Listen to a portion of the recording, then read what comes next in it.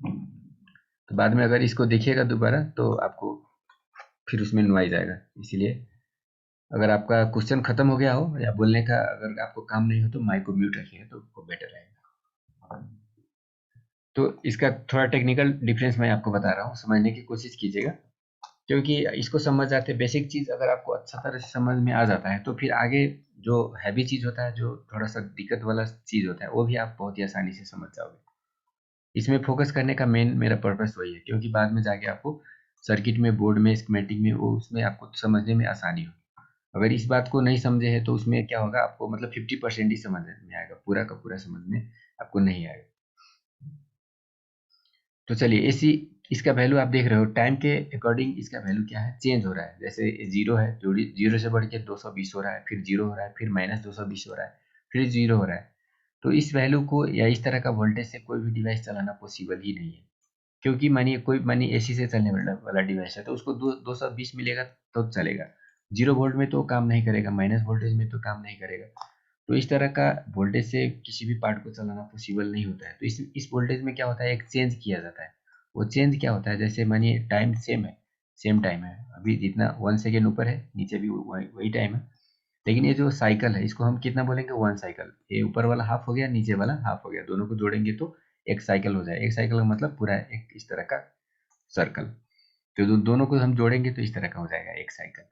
तो इस साइकिल को अगर बढ़ा दिया जाए, इस साइकिल को हम मानिए बहुत ज़्यादा कर देते हैं, इसमें एक टाइम उतना ही रख के साइकिल को हम ज़्यादा कर देते हैं, तो इसका जो अगर एवरेज वोल्टेज हम निकालेंगे तो अब ये इसका जो एवरेज वोल्टेज है ए वाला हो जाएगा।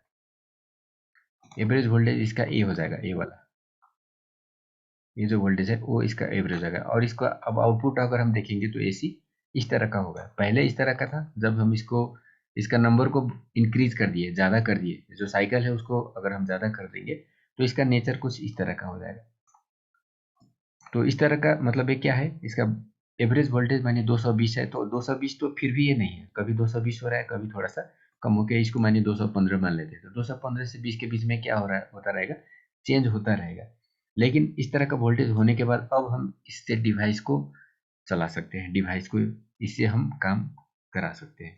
अगर इस तरह से ऑन ऑफ होता रहेगा तो डिवाइस कुछ सेकंड के लिए चलेगा, मानिए इस रेंज में चल रहा है, फिर डिवाइस क्या हो जाएगा, ऑफ हो जाएगा। फिर इस तरह का साइकिल जब आएगा तब थोड़ा देर के लिए ऑन होगा, फिर बंद हो जाएगा।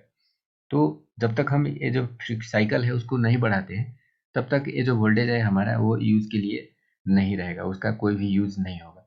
तो इसीलिए ये वाला जो वोल्टेज है, एसी वाला वोल्टेज, उसमें इस तरह का साइकिल को बढ़ाना जरूरी होता है। और ये जो साइकिल है उसको बोला जाता है फ्रीक्वेंसी। ये जो साइकिल बन रहा है उसको हम क्या बोलेंगे, फ्रीक्वेंसी। तो फ्रीक्वेंसी को हम एफ से डिनोट कर सकते हैं। और इसका डिफिनेशन हम क्या बोल सकते हैं, जैसे मैं आपको क्या बताया हूँ अभी, ये जो टाइम है वो कितना है, 1 सेकेंड। तो 1 सेकेंड में जितना भी साइकिल कंप्लीट होगा उसको हम क्या बोलेंगे, फ्रीक्वेंसी। तो इसका डिफिनेशन अगर हम लिखना चाहें तो हम क्या लिख सकते हैं, नंबर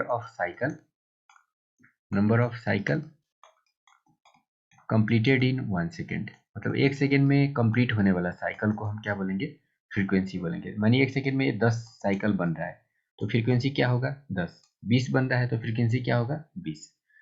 लेकिन ये 10-20 फ्रीक्वेंसी से एसी इस तरह का नहीं होगा। इस तरह का एसी बनाने के लिए मिनिमम जो फ्रीक्वेंसी है उसको कितना रखना होगा, 50 to 60।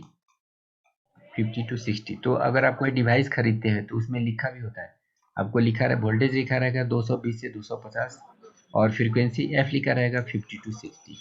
मतलब आपका वोल्टेज 250 या 220 होना चाहिए, लेकिन उसके साथ साथ उस जो वोल्टेज है उसका फ्रीक्वेंसी कितना होना चाहिए, 50 to 60 होना चाहिए, तभी जाके वो जो वोल्टेज है आपके डिवाइस के लिए यूजफुल होगा। अगर फ्रीक्वेंसी कम है तो वो वोल्टेज यूजफुल नहीं होगा। ज़्यादा है तो कोई दिक्कत नहीं है, ज़्यादा है तो ये क्या होगा, यूनिफॉर्म आएगा। ये ज़्यादा है तो यूनिफॉर्म आएगा, लेकिन ज़्यादा होने पर क्या होगा, वोल्टेज थोड़ा सा हाई हो जाता है, क्योंकि ये जितना ज़्यादा रहेगा वो ये गड़बड़ या फ्लक्चुएशन क्या रहेगा, उतना कम रहेगा और वोल्टेज का रेंज थोड़ा सा हाई हो जाएगा। तो नॉर्मल जो इलेक्ट्रिकल डिवाइसेस होता है उसको चलने के लिए ये वाला फ्रीक्वेंसी चाहिए होता है। लेकिन डीसी में इस तरह का फ्रीक्वेंसी का कोई भी काम नहीं होता है। कारण क्या है, डीसी का वैल्यू क्या है, सेम है। तो इससे जो डिवाइस चलेगा उसको तो वोल्टेज इसमें कमी तो कुछ है नहीं, तो इसमें फ्रीक्वेंसी का कोई भी काम नहीं होता है। तो डीसी में फ्रीक्वेंसी नहीं होता है, एसी में फ्रीक्वेंसी होता है। तो एसी और डीसी में मेजर डिफरेंस ये है, या टेक्निकल डिफरेंस आप इसको बोल सकते हो, जो आपके लिए जानना जरूरी है। जैसे हाई वोल्टेज, लो वोल्टेज, या इसका नाम अल्टरनेटिंग करंट, डायरेक्ट करंट, इससे चलने वाला डिवाइस को इलेक्ट्रिकल डिवाइस, इससे चलने वाले डिवाइस को इलेक्ट्रॉनिक डिवाइस। हेलो। तो ये हो गया कॉमन चीजें, और ये हो गया टेक्निकल चीज। हाँ बताइए। हेलो हाँ बोलिए। सर, देखिए फ्रीक्वेंसी हमारा, मतलब तरंग हो सकता है ना? रुक जाइए, अब हमारा टाइम 1 मिनट बाकी है। मतलब जूम क्या होता है, 40 मिनट तक चलता है, उसके बाद खत्म हो जाता है। तो मैं फिर से आपको दोबारा दूसरा लिंक भेजता हूँ ग्रुप में, उसके बाद हम आगे डिस्कशन करेंगे। ये 40 मिनट चलेगा, उसके ठीक है बाद सर। ये बंद हो जाएगा।